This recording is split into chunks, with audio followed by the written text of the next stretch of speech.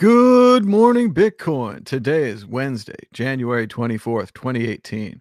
My name is Thomas Hunt, and here's what's happening today in Bitcoin. The price of Bitcoin was up 3.27% in the last 24 hours, with a last of 11,195, a high of 11,492, and a low of 10,513. That's $1 for 8,952 Satoshis. Still quite a good deal. Our top story, Davos. Blockchain can no longer be ignored. The technology that powers cryptocurrencies has weathered a storm of opposition. But what about the wave itself? What about the Bitcoin in the background of the image? What about the token of value that makes the public blockchain possible by rewarding the miners who secure the network? Sentences like that weren't very popular at Davos. Interview with Trace Meyer in the Epoch Times. Quote from Trace: Bitcoin can become like a black hole on the world's balance sheet and suck in all this fiat and fractionally reserved banking money and really give us an equity-based monetary system on the other side. And this is very similar to Mad Bitcoin's idea that Bitcoin price will reach infinity. That is, that Bitcoin really will suck in all the world's value, causing Bitcoin to be quite valuable. That's that whole meme where Neo says, when you're ready, you won't have to spend your Bitcoin. It's also worth noting the idea of fractionally reserved banking money.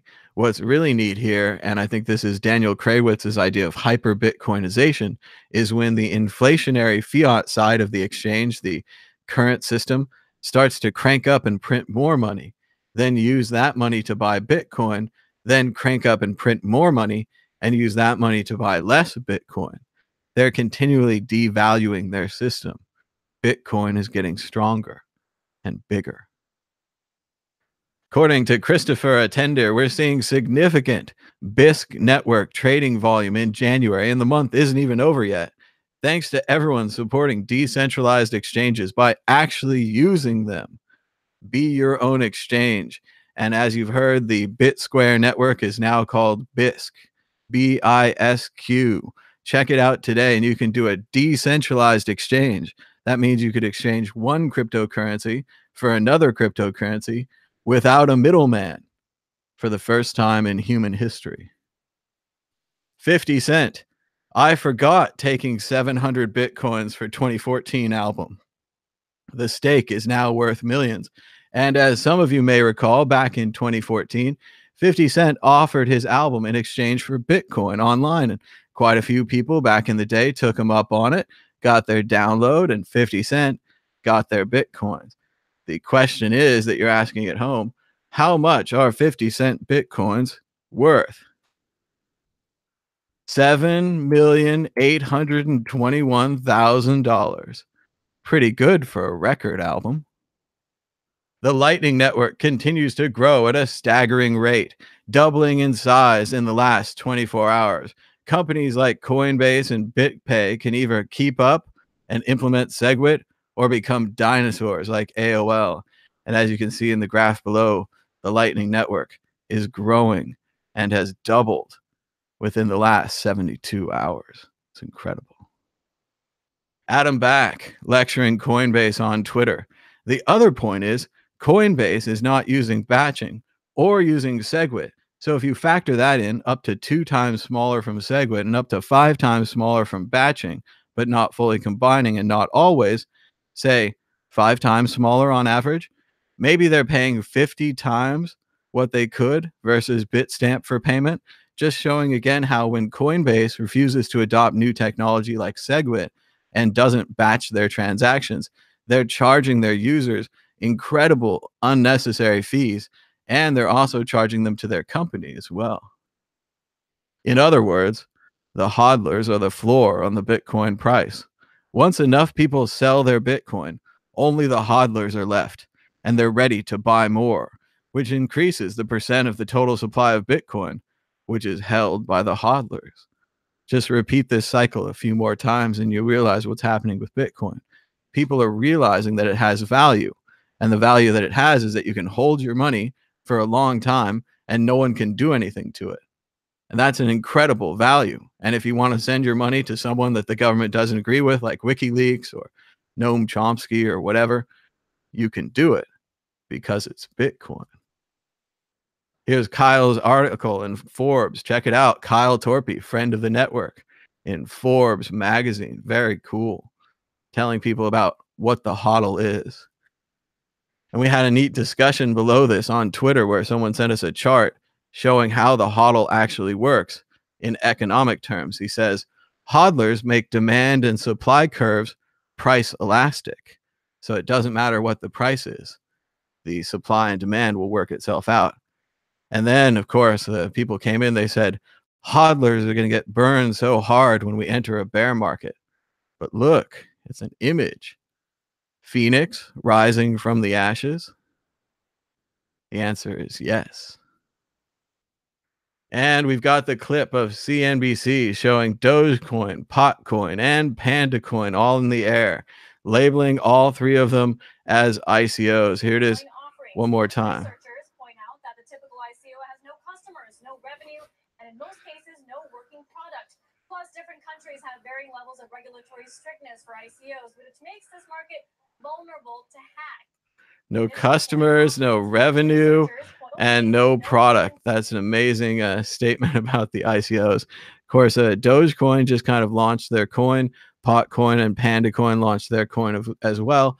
Although it's difficult to say if they're saying Panda, PandaCoin, P-Coin. There was at least 3 or 4 different Panda coins, but it's hilarious that they're talking about that on the news.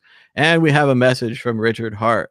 Libertarian bros, if you want to be compelling in arguments of the form, X law sucks, you need to understand the problem that existed and caused X law to be created and address the problem if X law disappeared. I think this is a great standard. Everyone should work on this. And I'd just like to thank everybody for watching. Be sure to give us a thumbs up and a share. Videos that have more thumbs up get more views, get more viewers, get more subscribers, get more happy Bitcoiners getting the news. Thanks so much for watching. Looks like we've still got a couple of minutes left. Let's see what's going on in the chat. The chat's talking about Tether. They say Tether is being used to fund the value of Bitcoin and Ether. A lot of people have said Tether's been printing a lot of Tether while the price has been down, perhaps in an attempt to own a lot of Tether when the price is up, a long-term play against Bitcoin. But no one knows that. They say people want the Lightning Network and SegWit. Well, you kind of need SegWit to have the Lightning Network. Noam Chomsky is extremely anti-freedom. It depends. Freedom from want? Freedom from what? Freedom from safety? Freedom from debt? Let's see. People are against the Lightning Network. What is Tether? How's the boycott going? Jeremy says the best Star Trek film is The Orville. Certainly very similar to Next Generation and Voyager. They say shout outs to all the bag holders. They're talking about how do I forward the live stream? And we were talking music earlier. Let's go up to the live chat. When is the next phone in? Soon, maybe even tonight, if feeling up to it. People have requested a different time for the phone in show. They can't do it in the morning because they're at work, and maybe in the evening would work better. Tether's a scam in the making. Why not just hold fiat? I think the idea behind Tether is that you can have a cryptocurrency that represents a dollar, and then you could trade that currency around. The problem is you have to trust someone to actually hold the dollars. And then there's this legal problem where they've printed a token and attached it to dollars. And I'm not sure you can do that legally anywhere. Although I don't know. Allegedly, all that. Ursula K. Le Guin passed away. Best living American science fiction author and a libertarian. Actually, I've heard of her work, and it's been recommended to me. The Dispossessed is supposed to be very good, but I haven't read any.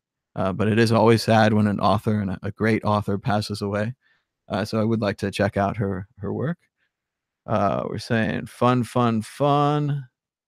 Do you know if today's Lightning wallets are set up to scan and auto close for malicious broadcasts? I don't know, but I know they're beta testing the Lightning wallet, and they've even expanded so that they're testing it on the main net. So if you download the Lightning client, you can test it out, and you can even suggest that they fix that. Remember, with Bitcoin, it's open source code, so you can just go out there and read the code and get to the developers and share your idea with them directly. Peter thinks that February will be the biggest percent increase for Bitcoin on the record.